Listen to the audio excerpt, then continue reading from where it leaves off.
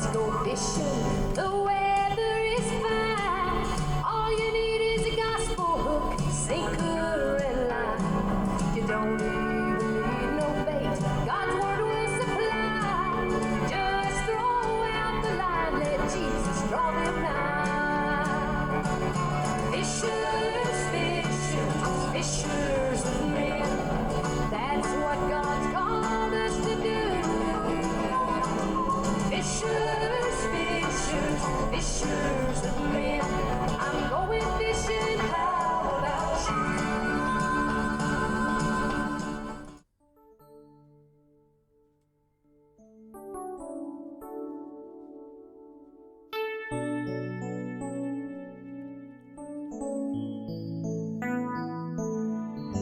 Isang mapagpalang gabi sa inyo lahat, mga ginigilig kong tagapakinig at sumusubaybay sa FOM HK Gospel Podcast. Natural sa ating mga Pilipino ang pakikisama. Kung ano ang ginagawa ng ating mga kaopisina, kaklase, kaibigan, ay yun din po kuminsan ang ginagawa natin. Kinokopya natin yung mga ginagawa nila kahit na ano pa man ito, maging mabuti man o masama.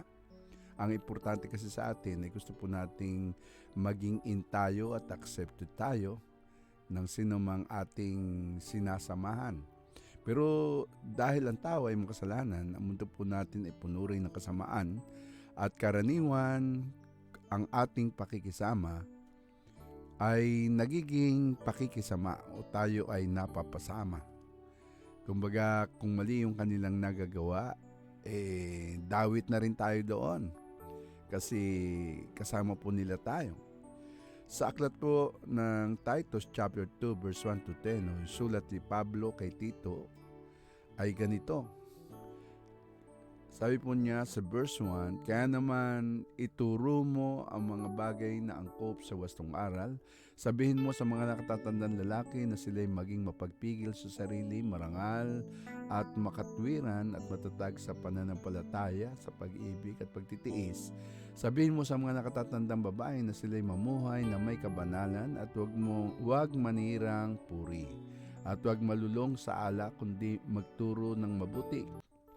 Upang maakay nila ang mga kabataang babae na mahalin ang kanilang mga asawa at mga anak, at ang mga kabataang ito'y kailangan ding turuan na maging makatwiran, malinis ang isipan, masipag sa gawaing bahay, mabait at masunurin sa kanilang asawa upang walang masabi ang sinuman laban sa salita ng Diyos ng dahil sa kanila.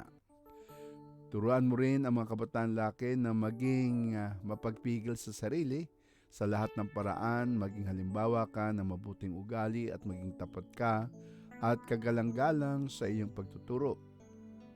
Nararapat na pananalita ang lagi mong gamitin upang hindi mapintasan ni numan ang mga sinasabi mo, sa gayon ay mapapahiya ang ating mga kalaban sapagkat wala silang masasabing laban sa atin. Turuan mo mga alipin na maging masunurin at kalugod-lugod sa kanilang mga amo. Hindi nila dapat sagot-sagutin ng mga ito ni kupitan man. Dapat silang maging tapat sa lahat ng pagkakataon upang maipakita nila sa lahat nilang ginagawa ang kagandahan ng katuruan ng Diyos na ating tagapagligtas. Ang maraming Diyos na mapagmahal, dakila at makapangyarihan, Panginoon, maraming salamat sa pagkakataong ito na kami ay makapagninilay na ipong salita. Dalahin ko, Panginoon, ang lahat ng nakikinig sa silang dako ng mundo naroroon. Dalahin ko, Diyos, na sila'y iyong katagpuin. Maunawaan nila agad ang iyong instructions at ito ay magdulot sa kanila ng kalaguan sa ipong salita at lalo pang maging matibay ang kanilang relasyon sa iyo, sapagkat ikaw, Diyos, ay patuloy na nagtuturo upang ang buhay ng iyong mga anak ay mapanuto. Sa pangalan ni Jesus, Amen. Mga minamahal kong kapatid kay Kristo, kung tayo ay na kay Kristo na, dapat nalaman po natin kung anong mabuti at kung anong hindi makakabuti. Kaya marami pong pagkakataon na hindi tayo sumasama sa mga taong masamang impluwensya sa atin dahil alam nating napapasama tayo. At kung sumama man tayo sa kanila, gusto po nating ipakita na sa buhay po natin ay meron pong nagbago at may pagbabago. At nandun po yung desire na sila naman ang madala natin sa kung ano ang mabuti. Kaya nga po okay din naman na kung bago tayo nakakilala sa Panginoon ay meron tayong mga kasama rin, kaibigan ng mga unbelievers, ay okay din lang naman na hindi mo sila totaling iwanan, kundi bagkus ay patuloy mo silang hikayatin.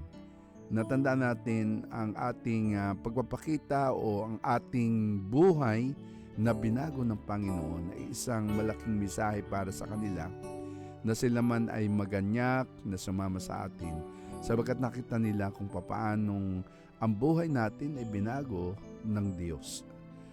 Kaya nga po sabi ng 2 Corinthians 5:17, if anyone is in Christ, he is a new creation. The old has gone and the new has come. Kaya nga po hindi perfecto, kundi may nakikita ang sino man o ang tao sa ating buhay bilang ebidensya ng ating tunay na pagbabago. At ganito yung gustong ituro ni Pablo kay Tito na dapat ituro din naman niya sa church sa Creta, o may nakagawaan nga po silang kultura doon. Marami pong taliwas sa turo ng salita ng Diyos. Kaya nga po pinapaalala ni Pablo sa kanila na kung ano ang pamumuhay na naayon sa paniniwala nila sa mabuting balita ni Kristo. At yun po yung knowledge of the truth leading to godliness. Kasi nga po nakakalungkot, marami nga pong naniniwala kay Kristo pero di naman po nilalakaran ang salita ni Kristo.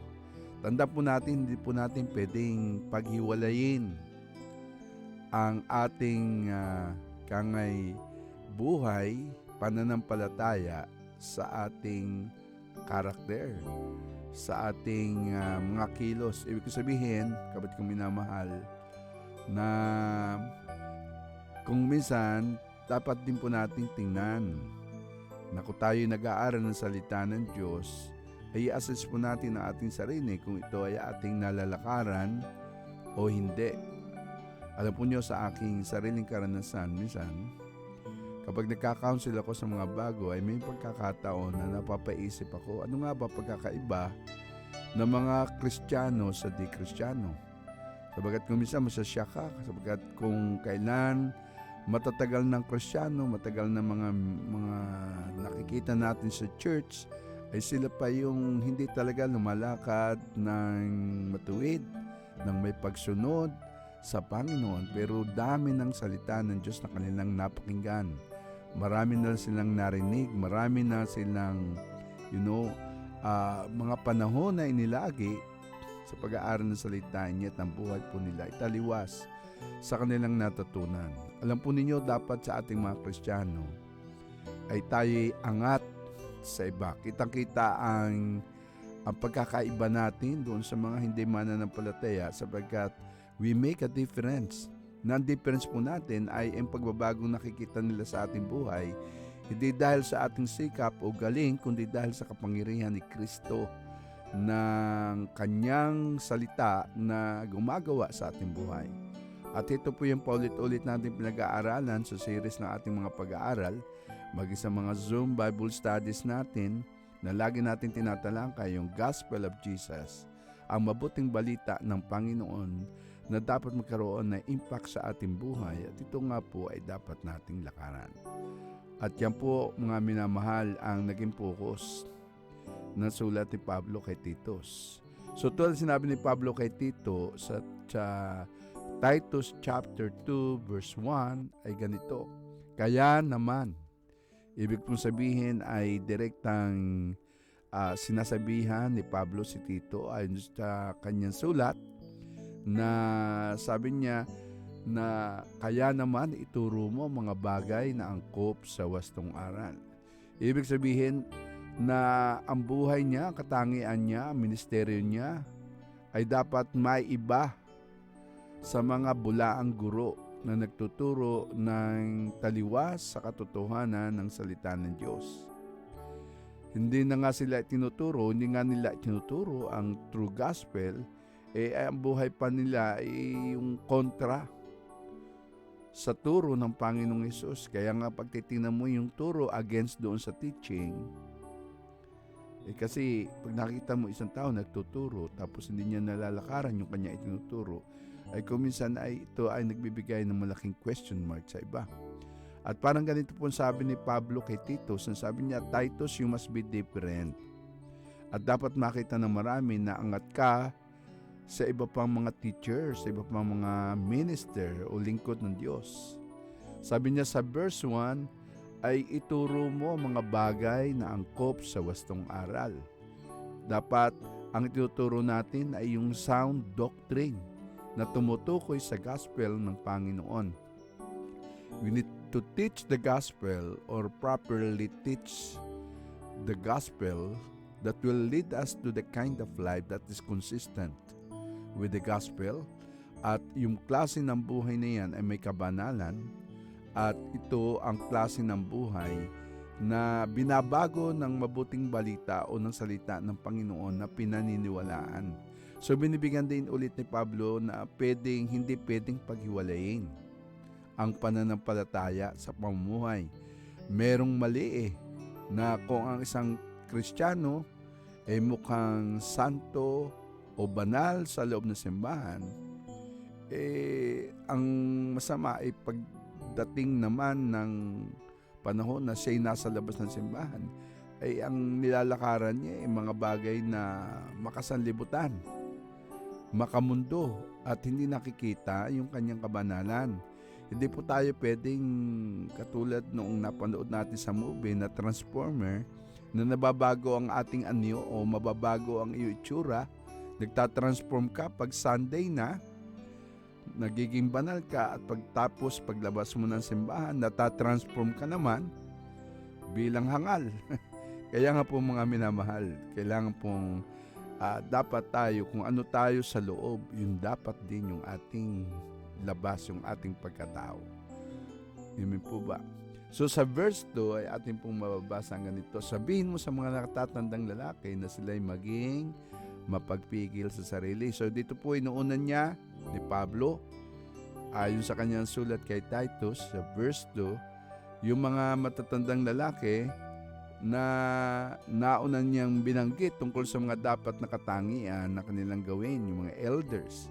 Pero dito tinutukoy na niya na lahat, hindi lang naman matatanda sa edad, kundi yung mga spiritually matured sa pananampalataya, lalo na yung mga kasama sa church na kung saan ay matagal na naging mananampalataya, at inisa-isa ni Pablo ang katangian ng isang tunay na lalaki na dapat sila ibang-iba.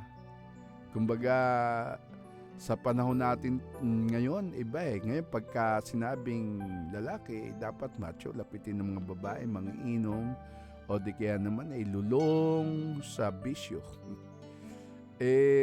Sa verse 2, iba po yung tinutukoy na katangian ng isang lalaki. Dapat daw ang nakatatandang lalaki mahinahon, marangal, mapagpigil sa sarili, at magiging matatag sa pananampalataya, pag-ibig at pagtitiis. Mahinahon, ibig sabihin temperate, hindi madaling magalit. Na kahit pagod sa trabaho, kalmado pa rin. Marangal, ibig sabihin dignified. It is an inner character of respectability. So nakikitang seryoso sa buhay, hindi ibig sabihin bawal nang mag-jokes. Pero there are times for laughter in the Christian life. Mapagpigil sa sarili, self-controlled, hindi mahilig sa alak o sigarilyo, marunong magpigil sa namang hilig ng katawan. Oo nga, at may mga struggle sa sexual addiction pero lumalaban, tumatayo, nanindigan, matatag sa pananampalataya, pag-ibig at pagtitiis. At ibig sabihin, ang goal ay maging spiritually healthy. O may lugar para doon, pero ang tunay na lalaki ay makikita ang pagpapalaga sa relasyon sa Diyos. Yung kanyang relasyon should not only be horizontal, but vertical. Ibig sabihin, ang kanyang relasyon sa Diyos ay kanyang pinahalagahan, kung paano pinahalagahan niya ang kanyang horizontal relationship sa ibang tao, then mas pinahalagahan niya ang kanyang vertical relationship sa Diyos. May pagtitiis sa buhay, hindi sa simula lang mainit sa faith, kundi hanggang sa dumating ang Panginoon. Hindi lang sa trabaho, porsigido, kundi pati sa paglilingkod sa Panginoon. Yan ang tunay na lalaki. Hindi lagi na lang nakababad sa inuman, nakababad sa sugalan, nakababad sa mga bagay na makamundo, kundi nakababad sa kanyang relasyon sa Panginoon. Tunay na masasabi mong responsible husband sapagkat marunong niyang alagaan o pangasiwaan ang kanyang tahanan, kanyang pamilya. What about the older woman? Sabi po ng verse 3, sabihin mo sa mga nakatatandang babae. Una po yung kanina, nakatatandang lalaki. Ngayon naman sabi niya, sabihin mo sa mga nakatatandang babae na sila'y mamuhay ng may kabanalan, huwag mapanirang puri at huwag malulong sa alak, kundi magturo ng mabuti. Amen po ba? So, ang tinutukoy po niya dito ay mga older women, yung mga may asawa at mga anak, pero hindi lang naman edad o katayuan sa buhay bilang babae. Tinutukoy dito ni Pablo na kahit mga singles, kung kayo nakikinig ngayon, mga singles, andun yung evidence ng spiritual maturity. Alam po niyo yung pagkababae kasi, ang tingin ng society o ng lipunan, para bang yung mga tipong mga celebrities, mga models, mga napapanood natin sa movie o di kaya yung mga nababasa natin o nakikita natin mga pictures sa magazine. Na para bang ang tunay na kagandahan ay nakikita sa itsura o hugis ng katawan. Pero alam po ba ninyo, sa larawan na tinutukoy ng Biblia, ang tunay na babaeng Kristiyano daw ay dapat daw ay mamuhay ng may kabanalan. Sabi po ng verse 3, huwag maninirang puri, huwag maglalasing. May mga kababayan kasi na naglalasing din. At instead na maglasing, magturo sila ng mabuti. So mamuhay ng may kabanalan, may reverent behavior, mainhin, tahimik, magsalita, pero ang tinutukoy dito ay yung bang sacredness of character. Ang ganda, kapag kang minamahal, ay hindi panlabas, kundi panloob. Hindi mapanirang puri, not slanderers. Ang salitang slander ay galing sa salitang Griego na diabolos, diyan galing ang salitang diablo, na walang iba kundi, walang ginawa kundi magsalita ng kasinungalingan at kasiraan ng iba. Kaya nga po, sabi ni Pablo, ang tunay na babae ay lumalakad hindi tulad ng diablo.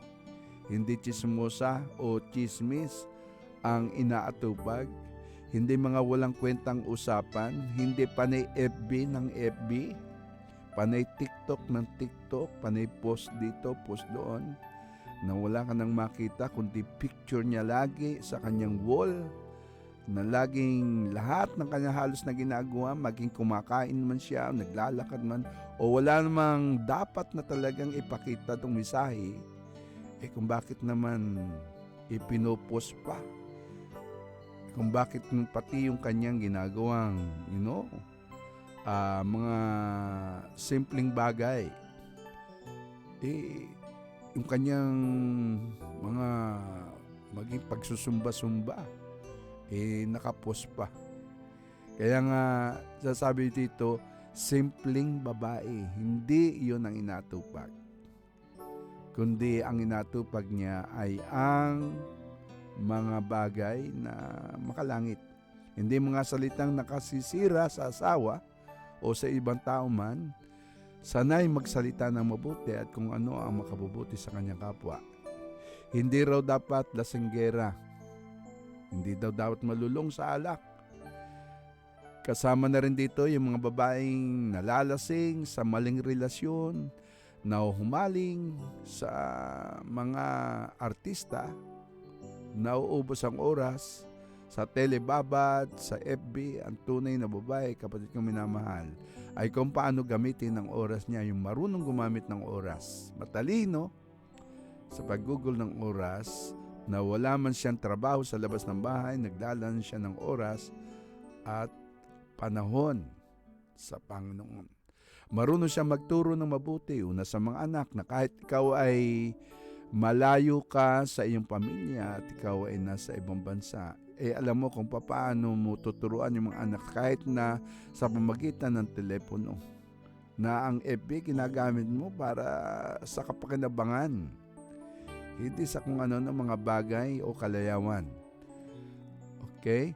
At sa mga bata, sa kapitbahay, na ipakikita mo yung tunay na huwaran ng pagiging ina. Bumibisita ka sa iba, sa mga iba pang mga kapatiran, o di kaya naman ay marunong kang makipagkapwa, marunong kang dumamay sa iba pang mga nanay o sa iba pang mga kabaro mo nasa gitna ng kanilang malulungkot na kalagayan. So make disciples where you are. Ginagamit ang oras sa mga makabuluhan at produktibong mga bagay. What about the younger women? Sabi po ng verse 4 and 5 ay ganito: upang maakay nila mga kabataang babae na mahalin ang kanilang mga asawa at mga anak, at ang mga kabataang ito'y kailangan ding turuan na maging makatwiran, malinis ang isipan, masipag sa gawaing bahay, mabait at masunurin sa kanilang asawa, upang walang masabi ang sinuman laban sa salita ng Diyos nang dahil sa kanila. Mga kabataan naman, itong tinutukoy dito mga kapatid, applicable naman din po to sa mga nauna, pero may dinadagdag pa dito, yung assumption po dito, tulad sa kultura po na nila, ito yung mga babaeng kahit na bata pa nga nung sila'y mag-asawa at nagkaroon po sila ng anak, pero sila ay kasama sa tinutukoy dito ni Pablo, na siyempre dito sa verse 4 and 5 ay tinukoy dito na dapat ng mga kabataang ito, ng mga babae, bagamat sila may asawa, matuto nilang mahalin ang kanilang asawa at mga anak. Ni-expect na sila'y maging husband lovers and children lovers. Na kung wala pa man silang asawa, inihahanda na nila ang kanilang sarili sa pagmamahal tulad ni Kristo, na kahit hindi pa Christian ang kaniyang naging asawa. Kasi karaniwan po naman sa ating mga kapatiran na born again sila, may asawa na. So kung dumating ang punto na ikaw ay una kang nakakilala sa asawa mo, hindi mo sinusukuan yung asawa mo. Kahit na hindi maganda ang ugali ng asawa mo, kahit na iya'y tamad, kahit yan ay naging unfaithful sa iyo, ay mamahalin mo pa rin. Kahit marami ka ng anak, number 1 pa rin si Mister. Kahit may nagpaparamdam sa iyong ibang lalaki dyan sa FB, kahit na nagkalayo kayo, si Mister ay nasa Pinas, at kung saan ka man naroon, bansa ngayon na nakikinig ngayon, patuloy kang magiging tapat kay Mister. Kahit pa sino pa yung nag-aalok sa iyo, nag-o-offer sa iyo, nagpaparamdam sa iyo, si Mister pa rin ang iyong mamahalin. At ganun din, kapatid kong minamahal, sa mga anak, na kahit matitigas ang ulo ng anak mo, mamahalin mo pa rin. Kahit hindi maganda ang kanilang mga grades sa school, lalo na sa panahon ngayon, ang mga online studies, na doon pa rin ang pag-alalay mo, ang iyong pag-ayuda, ika nga, ng iyong panahon, sapagkat ang ayuda ay hindi lang naman in terms of money, maging in terms of time, ay lagi kang nagbibigay ng panahon kahit na alam nilang pagod na pagod ka, dami mong ginawa sa trabaho, o di kaya ay halos wala kang tulog, and you see to it that nag-i-spend ka pa rin ng time sa mga anak mo, even kahit saglit na makausap mo sila, kumustahin mo ang pag-aaral nila. So yung mga sinasabi dito na mga younger women, dapat daw ay sila'y may self-control, mahinahon, hindi madaling magalit, di rin sila palasigaw, hindi nagger, na binubungaan mo yung asawa mo pag tinawagan mo, di kaya nakausap mo, hindi lamang sa personal, maging sa telepono. hindi ka agad nagbubunga nga bagkus laging kalmado ka sapagkat alam mo kung sino nananahan sa iyo. Amen? So dapat maging pure ang iyong pananalita sa isip, sa damdamin, maging iyong pag-iisip. Dapat lagi kang positibo, hindi laging negatibo, hindi laging pinagdududahan mo ang iyong mister, kung ano na ang kanyang ginagawa, kung siya ba ay nadoon sa bahay o wala sa bahay, kung ano na mga pumapasok sa iyong mga negatibo, hindi yan dapat na ini-entertain. So, kung minsan, maganda rin naman, lalo na sa mga nanay na sila talaga ay nasa Pinas, pero kung talagang may mga pagkakataon, bunga ng matinding pangailangan, karaniwan ng mga nanay ngayon, siyang nagtatrabaho, siya nag-abroad. Hindi naman po bawal talaga na magtrabaho ang babae sa abroad, pero wag naman na po nating pababayaan ang ating responsibilidad bilang asawa at bilang nanay ng mga anak. Huwag pabayaan mga anak, kundi patuloy nating arugain sa magitan ng kaparaanan, sa pamagitan ng social media na sa panahon na ito asak na, baka naman po hindi natin ito ginagawa at hindi tayo nanghihinayang tayo sa load o di kaya naman ay sa ating babayaran sa wifi, hindi po dapat pinanghihinayangan, kundi maglaan po tayo ng tamang budget para po may panahon po tayo sa ating pamilya. What about the younger men? Sabi po ng verse 6 ay ganito, turuan mo rin ang mga kabataang lalaki na maging mapagpigil sa sarili. Applicable po to sa mga younger men at ganoon din po sa mga older men na tulad ng ating tinalaki kanina sa verse 2. Pero inulit lang po niya dito sa verse 6 na nabanggit din niya sa verse 2, to be self-controlled. Malaking problema na nga po sa lalaki yung maging mapagpigil sa sarili.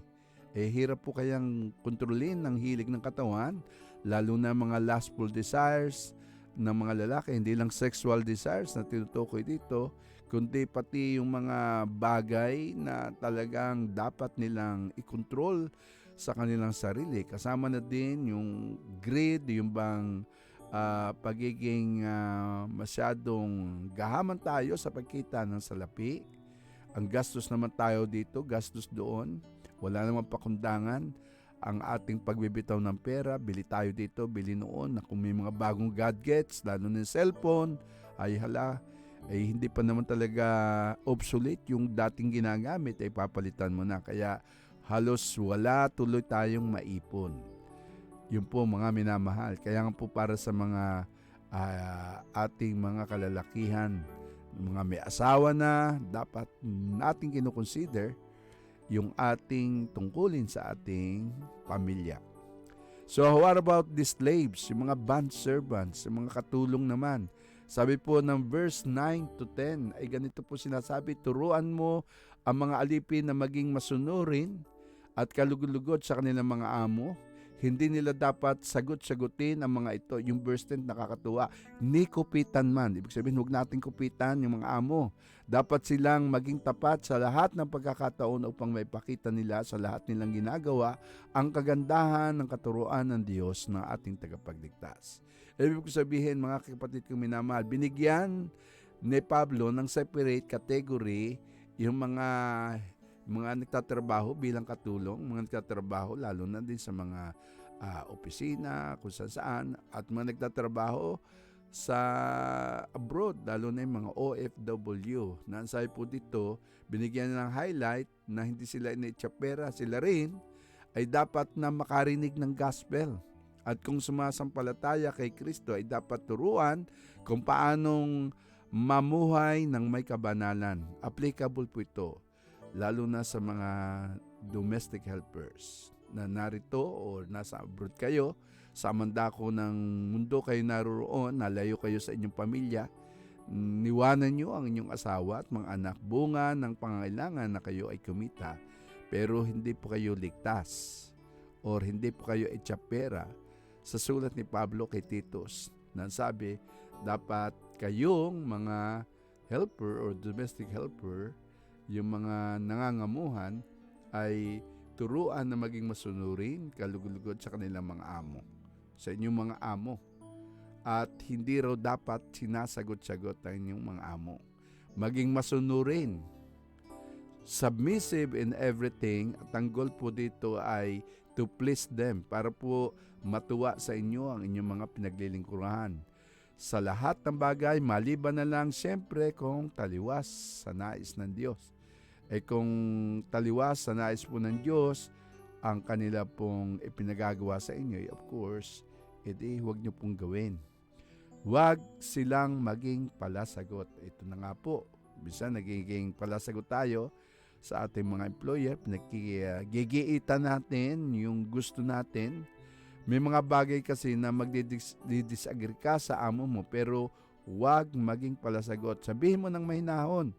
Kung sasagot ka man, naroon pa rin na yung humility at gentleness. At kung tahimik man, tapos sa loob kung ano-ano ang sinasabing masama sa amo, tahimik ka nga pero nagmamurmur ka naman sa isip mo, panay ka reklamo, dapat hindi naman dapat ganoon ang gagawin.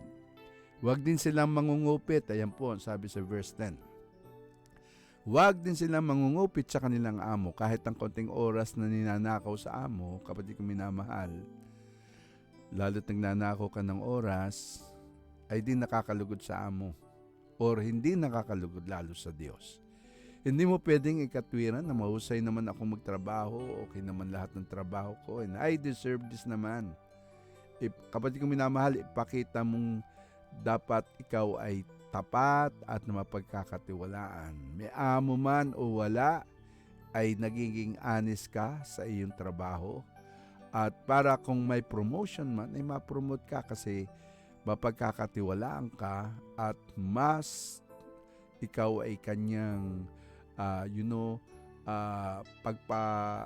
pagbibigyan ka ng amo mo ng increase. Who knows? Ipopromote ka at dadagdagan pa niya ang iyong sweldo, at kung hindi pa man dagdagan sweldo, at least may mga bibigay siyang kaluagan sa iyo, lalo na sa iyong mga day off at lalo na sa iyong sa relationship. Iba rin kasi pag ang iyong amo ay mabait sa iyo. Pag mabait sa iyo at ikaw ay talagang nakita ng amo mo na mapagkakatiwalaan ka, lalo na't kapag wala sila sa bahay, nakikita nila yung katapatan mo, sige lang. Kaya nga po may mga employer na naglalagay ng CCTV, kung minsan, pakita po natin na may CCTV man o wala, yung ka pa rin. Ganun pa rin ang attitude mo, ang character mo, tapat ka pa rin. Huwag po natin gawin ang isang bagay kasi nakikita tayo ng amo o ng ating pinaglilingkuran. Huwag po tayong maging tapat kasi may CCTV, kundi gawin po natin ang mabuti kasi alam po natin na hindi man tayo nakikita ng amo natin, nakikita po tayo ng Diyos. Amen po ba? Kaya nga daw po, dapat daw na ang mga nangangamuhan ay maipakita nilang lahat na nilang ginagawa ang kagandahan ng katuruan ng Diyos na ating tagapagligtas. Amen po ba? So ano ba epektibong paraan, kapatid kong minamahal? Sabi nga raw po, turuan. At turuan din ang mga nangangamuhan. Gumagamit tayo ng mga discipleship guides, meron tayong Zoom studies, leadership. Marami po tayong mga lecture notes na pwede po nating ituro sa iba. At yan po ang instruction ni Titus na gusto ipalaala ni Pablo kay Tito na ang pinaka-epektibong paraan ng pagtuturo ay hindi lang pagsasalita, kundi pagpapakita ng mabuting halimbawa by teaching, not only by teaching but also by modeling. Amen po ba? Kaya nga po tayong mga minamahal, ikaw na nakikinig ngayon, tandaan mo na sinasabi ni Pablo na isang tunay na Kristiyano ay hindi yung umaayon sa takbo ng sanlibutan ito. No matter kung ano man yung ginagawa ng iyong kapaligiran, ng mundo, ng iyong mga dating kasamahan, ay huwag kang magpatianod, huwag kang sumunod sa agos ng mundo, bagkus ikaw ay manindigan sa salita ng Diyos. And do not live according to this simple world, but live a godly living. Sapagkat alam mo, bilang Kristiyano, ikaw ay may accountability sa Diyos na lumikha sa iyo. Ama naming Diyos na mapagmahal, dakila at makapangyarihan, maraming salamat sa iyo pong salitang aming napagnilayan sa oras na ito. Dalayan ko, Panginoon, ang lahat ng inabot o Diyos ng katuruan na ito, ng mensaheng ito. Nanaway nagkaroon sila ng kaliwanagan na ang kanilang buhay, Panginoon, ay tunay na kanilang may ugnay sa liwanag na ipong salita. Natulad ay pong sinabi, hindi po pwedeng paghiwalayin ang doktrina ng pananampalataya sa aming pamumuhay. Tunay nga pong marami ng salita ng Diyos ang iyo pong naibigay at naiimbak sa aming mga puso.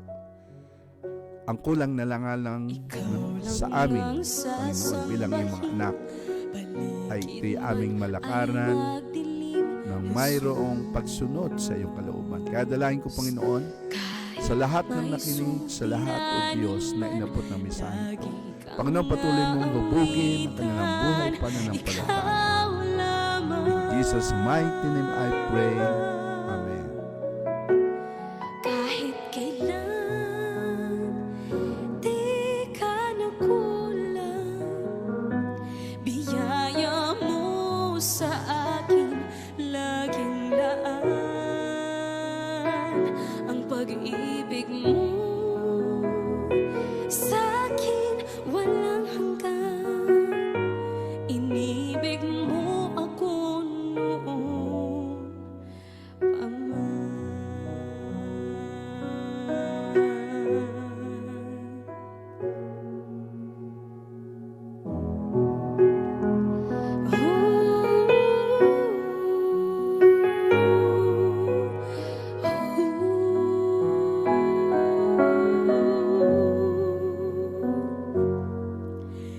Ikaw lang ang sasambahin, paligid man ay magdilim, Jesus.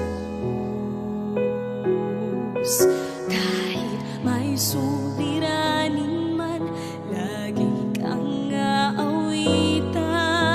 Ikaw lamang. Kahit kailan di ka nagkulang, biyaya mo sa akin laging laan. Ang pag-ibig mo sa akin walang hanggan. Inibig mo ako noon pa man.